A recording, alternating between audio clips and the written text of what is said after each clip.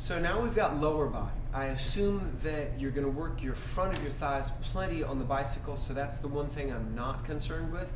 I think your knees might also end up getting a little aggravated, so none of your leg work is going to involve any movement at the knee joint, or hardly any movement. First thing you got is a rear foot elevated lunge.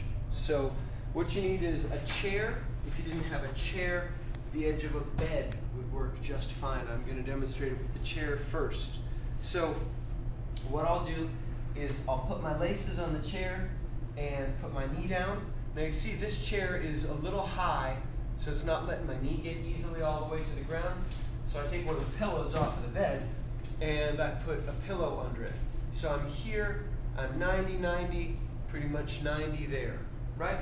All I'm gonna do for this exercise is put my hands behind my head and lift my knee up about 3 inches and then just go tap, tap, tap, tap, tap, tap. So I'm staying down here for 30 seconds, looking at my watch for 30 seconds, and then I get to rest and switch legs. And again, the idea is we're emphasizing a range of motion that you're not going to get to on the bike, but we're not tweaking out the knees. All the pressure should be in that front leg, and it should be firmly in the butt and hamstring. So here, I lift just up, and I go tap, tap, tap, tap.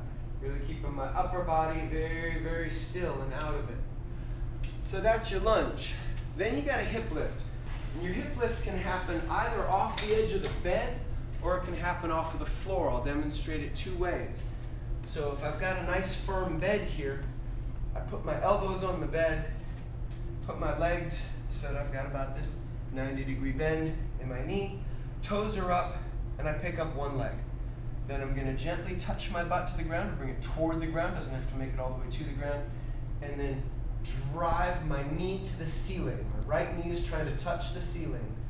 And then my butt comes down, and I drive my right knee up to the ceiling. Butt comes down, drive my knee up, right? I could do that same thing off of the ground. It's going to hit me in a very slightly different place. I'm still up on my elbows, and I'm just driving my hips up to the ceiling with that leg in a 90-degree bend. Really trying to get my hips way up there, driving up. So that's my hip lift, either hip extensions, either from the bench or from the floor. Then I want to steal 2 exercises from the Bunkie test. So the first one, you can use your slider disc, that'll make it much more difficult, or you can turn your slider disc over so it's white side up. That's not so difficult. If the floor is made out of wood, put your slider disc on a pair of wool socks. So you got the slider disc sliding around on the wool socks on the hard floor. So I'm going to put my heel on the center of the disc. I'm going to bend my leg just slightly, so I don't really want it bent, but I don't want it to lock out straight. I pick up my other foot just an inch, and again, I'm driving hips up. Now this one's going to make your hamstring feel like it wants to cramp. You're unlikely to damage yourself by cramping your hamstring, so don't freak out too much about it. But it's hard, it's heavy, it tends to be crampocentric. If it's too hard, you flip it over and you get the same thing, driving the hips up there, okay? So, hold on 1 second. Oh yeah, sorry. We've got the other thing from the Bunkie test, and that is the side Bunkie test. So I'm going to get my chair here, and I'll also show it without a chair, in case I don't have a chair. And I put my top foot on top of the chair.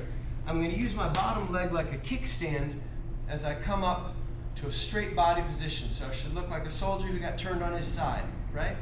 Then, keeping strong through this leg, and you notice I'm kind of cutting my foot in and gripping the chair with the edge of my foot, I'm going to bring my other knee up. So I'm pressing my shin, bottom shin against my top knee, and I'm just going to stay here, just like that. And you'll hold that for 30 seconds right, 30 seconds left. Now, if you don't have your chair, you can put your foot either on the slider if you want to make it harder, or not on the slider. That doesn't really matter so much to me. I'll demonstrate on the slider just to show off. I'm going to press myself up in exactly the same position and then bring my bottom leg up, right? It's not actually different. I'm just hanging out here for 30 seconds. All right, that's your lower body work. Let me add one thing to that since I don't want to shoot a whole nother video for it, and that is you got your slider disc, you might as well do your body saws, right? So that's going to be toes on the disc, elbows on something soft, really good strong neutral body position. You slide back just a little bit and slide up just a little bit. You're allowed to slide back as far as you can go, provided that when you try to pull back forward, you don't break your lower back like that. So if you can go all the way back,